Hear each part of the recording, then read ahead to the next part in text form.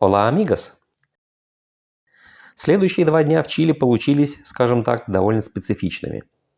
Карретера Аустраль от Каяйки до Вильи Санта-Лусии места на самом деле очень красивые, но по статистике очень дождливые, особенно по Юапе. И мне повезло в этом убедиться. По пути были намечены несколько смотровых площадок и даже пара небольших трейлов в горы, но пешие прогулки в такую погоду были совсем не в тему. Да и смотровые тоже не впечатляли. Низкая облачность закрывала виды напрочь.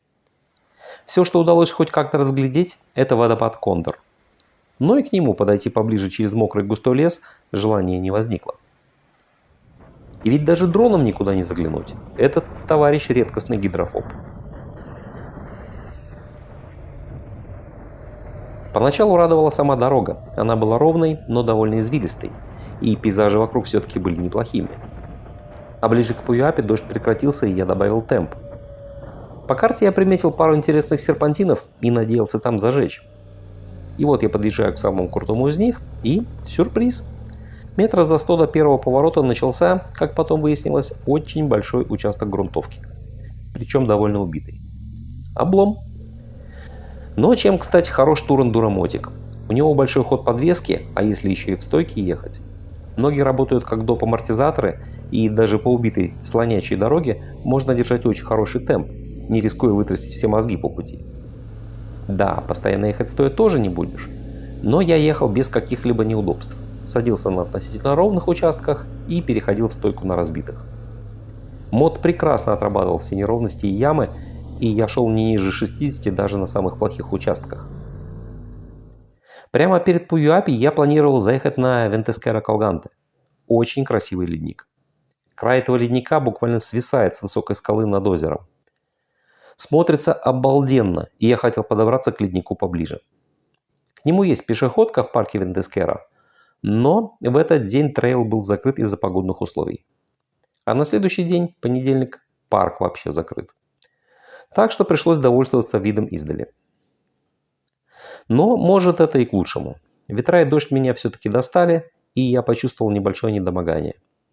Так что после обеда постельный режим и фейерверкс, и много сна.